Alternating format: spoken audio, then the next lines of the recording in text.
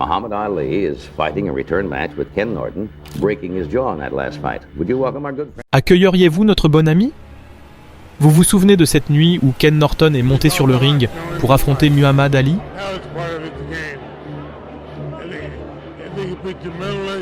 Nous avons beaucoup parlé pendant le combat qui faisait partie de lui. Le jeu, je pense, a vu que j'ai battu M et écrasé sa mâchoire, ce qui lui a infligé sa deuxième défaite et a envoyé des ondes de choc dans le monde de la boxe.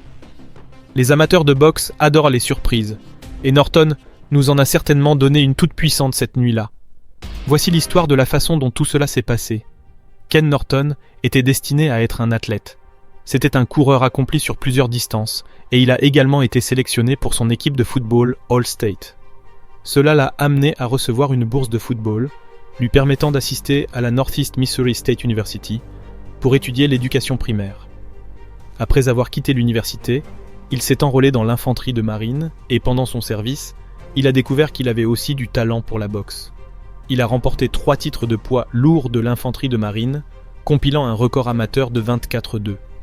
Cela l'a convaincu de devenir professionnel et, en le faisant, il a rapidement commencé à grimper dans les rangs professionnels.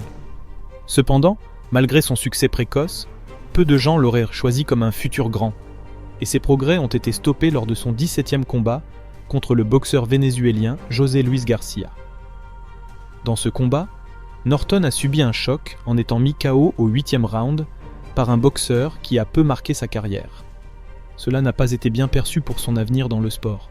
Cependant, après cette défaite, il a enchaîné les victoires, portant son record professionnel à 30 contre 1, et puis vint son rendez-vous avec le destin lorsqu'il fut choisi pour affronter Muhammad Ali. La rivalité qu'ils ont partagée allait définir le reste de sa carrière.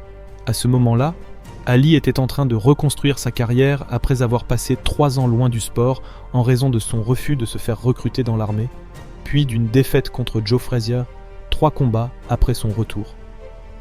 Si vous voulez en savoir plus sur la rivalité entre les deux qui a marqué l'ère et changé la trajectoire des carrières des deux boxeurs, assurez-vous de regarder notre dernière vidéo.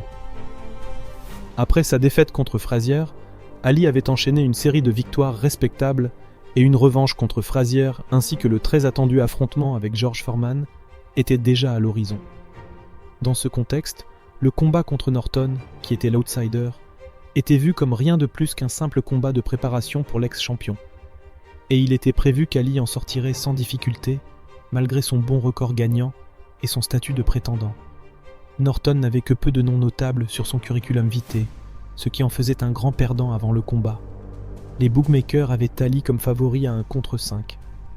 Peut-être que le seul homme qui donnait à Norton une chance était son ami et partenaire d'entraînement Joe Frazier. À ce moment-là, le seul homme à avoir battu Ali. Mais peu d'autres pouvaient revoir autre chose qu'une simple soirée de travail pour Ali. Mais lorsque les deux sont montés sur le ring, les choses ne se sont pas passées comme prévu. Leur affrontement, bien que loin d'être agréable à regarder, s'est avéré être un classique inoubliable en termes de drame intense. Dès le premier round, Ali a été remarquablement lent. Norton, de son côté, était un homme possédé et avançait implacablement sur Ali, le déstabilisant avec ses mouvements spasmodiques et son style peu orthodoxe, en enchaînant des coups puissants et en haussant les épaules face à la plupart des attaques qui venaient. Au fur et à mesure que le combat avançait, les spectateurs ont commencé à réaliser qu'une grande surprise se déroulait sous leurs yeux.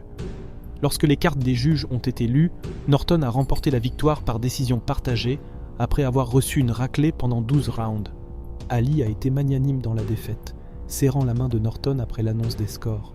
On a alors appris qu'Ali avait subi une fracture de la mâchoire pendant le combat. Lorsque les journalistes ont tenté de l'interviewer, on l'a entendu gémir en arrière-plan, tandis que ses responsables leur disaient qu'il ne pouvait pas parler. L'impact fut immense, et ce fut un résultat que presque personne n'aurait pu prédire. Comme de nombreux journalistes sportifs renommés, Howard Cosell avait considéré une victoire facile d'Ali comme l'unique issue possible. Lorsqu'il a interviewé Norton après le combat, il lui a dit « Kenny, tu m'as fait passer pour un idiot ». Ce à quoi Norton a répondu avec une phrase mémorable « C'est bon, Howard, tu as toujours l'air idiot ». Mais comment cela s'était-il produit ? Comment un boxeur relativement inconnu avait-il pu surprendre celui qui se proclamait lui-même le plus grand d'une manière aussi emphatique ? L'analyse du combat a commencé immédiatement. Tout d'abord, il était clair qu'Ali avait sous-estimé Norton, et son ego considérable avait contribué à sa défaite. Norton n'était pas un inconnu, mais ce n'était pas une star, et Ali ne s'était pas entraîné correctement. Il est apparu en surpoids ce soir-là, et pendant la retransmission, un commentateur a révélé qu'il avait même été vu à une fête la veille au soir. Il n'y avait aucune preuve qu'Ali ait bu ou ait eu une mauvaise conduite, mais le simple fait d'être aperçu à 1h du matin la veille d'un combat ne correspondait pas à l'image d'un boxeur concentré et prêt pour la bataille. Ensuite, il y avait sa cheville. Ali a révélé plus tard qu'il s'était foulé la cheville une semaine avant le combat en faisant des pitreries sur un terrain de golf. Cela avait perturbé sa préparation finale et pouvait expliquer son début de combat lent. Mais le pire était encore à venir, car dès que le combat a commencé, Ali a subi une blessure à la mâchoire. Au début, il a été rapporté qu'elle s'était fracturée dès le premier round, mais bien que l'équipe de Norton ait affirmé que cela s'était produit vers la fin du combat, Ali lui-même a confirmé par la suite que cela s'était produit au deuxième round. Après le combat, le médecin a déclaré que sa mâchoire était fracturée en plusieurs endroits, avec des arêtes tranchantes qui s'enfoncèrent dans sa joue et sa bouche. À cause de cette blessure, Ali crachait de grandes quantités de sang entre les rounds, et l'inconfort devait être immense, même s'il a ensuite nié avoir ressenti beaucoup de douleur. Dès lors, Ali a été contraint d'adopter une posture défensive et ne pouvait plus engager pleinement ses attaques, de peur d'exposer sa mâchoire endommagée. Cela l'a mis dans une position de sérieuse faiblesse pendant la majeure partie du combat. Il a également affirmé que sa main droite s'était blessée au 6e round, ce qui signifie qu'il a dû se battre la plupart du temps en protégeant sa mâchoire fracturée et en lançant des coups significatifs avec un seul bras. Malgré la défaite par décision partagée, cette première bataille contre Norton doit être considérée comme l'une des performances les plus courageuses d'Ali. Le simple fait qu'il ait résisté à Norton jusqu'à la décision finale avec une mâchoire cassée et une main blessée ne fait qu'ajouter à sa légende. Mais cela ne doit rien enlever à Norton. Il s'estime extrêmement chanceux d'avoir eu l'opportunité d'affronter Ali, même s'il n'y avait aucun titre en jeu, mis à part la ceinture de la North American Boxing Federation. En conséquence, il était déterminé à tirer le meilleur parti de cette occasion de changer sa vie et s'est investi pleinement dans son entraînement. Il a également attribué sa victoire à un livre de motivation qu'on lui avait donné, Think and Grow Rich de Napoleon Hill. Il affirmait que la lecture de ce livre lui avait donné une confiance supplémentaire et l'avait inspiré à adopter une pensée positive, ce qui lui a permis de ne pas être intimidé par Ali et ses provocations habituelles. Au lieu de cela, dès la première cloche, il a immédiatement pris l'initiative, surprenant Ali. Les critiques contre Ali après le combat ont été sévères. Certains étaient prêts à l'enterrer, affirmant qu'il était fini. Mais fidèle à lui-même, Ali s'est montré défiant et, malgré sa mâchoire fermée par des fils, il a annoncé au monde entier qu'il reviendrait pour prendre sa revanche sur Norton et Frazier avant de mettre KO Foreman au 13e round. Finalement, lorsqu'est arrivé The Rumble in the Jungle contre Foreman, il a su attendre le moment parfait pour conclure le combat. Un Ali classique. Norton, quant à lui, était passé en une seule nuit d'un outsider à l'un des boxeurs les plus discutés du moment. Contrairement à d'autres qui se font un nom avec une victoire surprise pour ensuite tout gâcher, oui, Andy Ruiz, c'est à toi qu'on pense, Norton était déterminé à maximiser son nouveau statut. Immédiatement après le combat, une revanche fut programmée. En moins de 6 mois, Ali et Norton se sont de nouveau affrontés sur le ring. Pour Norton, cette revanche à gros enjeux et hautement rémunérée était la récompense de sa victoire surprise. Mais pour Ali, c'était un combat qu'il devait impérativement gagner. Avec le recul et en connaissant les combats à venir, il est difficile d'imaginer cela maintenant. Mais lors de ce deuxième affrontement contre Norton, la carrière et l'héritage d'Ali étaient en jeu. Une défaite aurait mis en péril les futurs combats monstres contre Frazier et Foreman. Après avoir négligé Norton lors du premier combat, Ali s'est préparé de manière méticuleuse pour la revanche et est arrivé dans une forme exceptionnelle. Et pourtant, malgré cela, Norton est passé tout près de réaliser l'impensable et de battre Ali une deuxième fois. Ce fut un combat intense et compétitif, qui alla jusqu'à la limite. Après 12 rounds, lorsque les scores furent annoncés, Ali remporta la victoire par décision partagée. Il avait gagné, mais Norton avait toutes les raisons de se sentir lésé, car, lors d'une autre soirée, la décision aurait très bien pu basculer en sa faveur. Malgré la défaite, Norton restait une figure importante et il obtint ensuite une chance d'affronter George Foreman pour les titres WBA, WBC et The Ring. Il subit cependant une défaite brutale, perdant par KO technique au deuxième round. Néanmoins, il s'était établi comme un adversaire sérieux et resta un acteur majeur de la division pendant plusieurs années. Après avoir connu pour la première fois 2 défaites consécutives, Norton se remit sur pied et enchaîna une nouvelle série de victoires, notamment une victoire méritée contre Jerry Quarry, où il récupéra la ceinture de la North American Boxing Federation. Il prit également sa revanche contre José Luis Garcia, effaçant ainsi sa précédente défaite face aux Vénézuéliens. Puis vint le moment d'affronter à nouveau Ali, pour le combat décisif qui allait trancher, une fois pour toutes, lequel des deux sortirait vainqueur. Le combat eut lieu au Yankee Stadium de New York. Entre-temps, Ali avait récupéré les ceintures WBA, WBC et The Ring après avoir battu George Foreman lors du Rumble in the Jungle au Zaïre. Mais Ali était visiblement en déclin, semblant avoir perdu une partie de sa vitesse et de son jeu de jambes légendaire. Ce dernier affrontement se transforma en une guerre brutale de 15 rounds. Pendant le combat, Ali n'a jamais cessé d'essayer, mais il s'est trompé dans sa stratégie. Au final, la plupart des observateurs considéraient Norton comme un vainqueur évident. Pourtant, d'une manière ou d'une autre, les juges ne l'ont pas vu ainsi, car lorsque les cartes de pointage ont été lues, la victoire fut attribuée à Ali par décision unanime.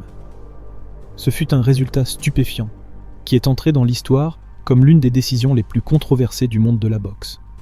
Après le combat, même Ali et son équipe ont admis qu'ils pensaient avoir perdu. À New York, à cette époque, une grève de la police était en cours, alors peut-être pouvons-nous dire que l'absence de force de l'ordre dans le stade a contribué à ce que beaucoup considèrent comme un vol. Incroyablement, alors qu'il entamait le 15e et dernier round, le coin de Norton croyait fermement qu'il allait remporter la victoire. Mais cette décision controversée l'a profondément affecté. Désillusionné par le sport, Norton a continué à combattre, mais il n'avait plus la même motivation pour s'entraîner à son plein potentiel. La suite de sa carrière fut donc en dents de scie, entre bons et mauvais moments. Il a remporté une victoire éclatante contre l'invaincu Dwayne Bobic par KO dès le premier round, puis a battu Jimmy Young dans un combat éliminatoire pour le titre vacant du WBC. Il aurait dû affronter Ali une 4e fois pour le championnat, mais Ali a perdu contre Leon Spinks, qui a ensuite choisi d'accorder une revanche à Ali plutôt que de défendre son titre contre Norton. C'est ainsi que Norton fut désigné champion du WBC, sans avoir eu à combattre pour la ceinture. Ali lui-même ne semblait pas intéressé par un 4e affrontement contre Norton. Ce dernier perdit son titre WBC dès sa première défense dans un combat épique de 15 rounds contre Larry Holmes. Il disputa ensuite 5 autres combats, remportant 2 victoires, subissant 2 défaites, dont un premier KO brutal contre le puissant Ernie Shavers, et obtenant un match nul. Il prit finalement sa retraite avec un bilan de 42 victoires, 7 défaites et un nul. Avec 33 de ses victoires remportées par K.O. Ken Norton, s'est éteint à l'âge de 70 ans en septembre 2013. Sans ses combats contre Ali, bien moins de fans de boxe se souviendraient de son nom. Pourtant, grâce à son style atypique et inhabituel, il a offert à Ali 3 des nuits les plus difficiles de sa carrière, assurant ainsi sa place dans l'histoire du noble art. Après avoir battu Ali lors de leur premier combat, Norton s'était rendu à l'hôpital pour lui rendre visite alors qu'il se remettait de sa mâchoire fracturée. Ce geste lui a valu le respect d'Ali, et leurs affrontements suivants se sont déroulés sans les provocations et insultes habituelles dont Ali gratifiait certains adversaires, comme Joe Frazier. Ken Norton n'était peut-être pas le meilleur boxeur de son époque, et certains estiment qu'il avait du mal face aux punchers redoutables comme Foreman et Shavers, qui l'ont battu sans difficulté. Néanmoins, il a su exploiter pleinement son talent et a réussi à s'emparer d'un titre de champion du monde avant de raccrocher les gants. Mais surtout, il était l'homme qui semblait avoir trouvé la clé pour battre Ali, et leurs 2 combats controversés auraient tout aussi bien pu aller en sa faveur. Il n'est donc pas surprenant qu'Ali ait esquivé une 4e confrontation. Kenny Norton restera à jamais dans les mémoires comme la kryptonite d'Ali, son plus grand rival. Ces 3 duels acharnés contre lui ont valu une place méritée au temple de la renommée internationale de la boxe. Et tout a commencé cette nuit-là, lorsqu'il a relevé le défi sans peur, s'est avancé sur le ring et a brisé la mâchoire d'Ali en morceaux. Que pensez-vous des décisions controversées des deuxième et troisième combats? Norton aurait-il dû obtenir ses victoires? Était-il l'adversaire le plus coriace d'Ali? Faites-nous part de votre avis en laissant un commentaire ci-dessous. Et si vous avez aimé cette vidéo, n'oubliez pas de nous laisser un like et de vous abonner pour nous soutenir dans la création de plus de contenu sur la boxe. À bientôt pour une nouvelle analyse.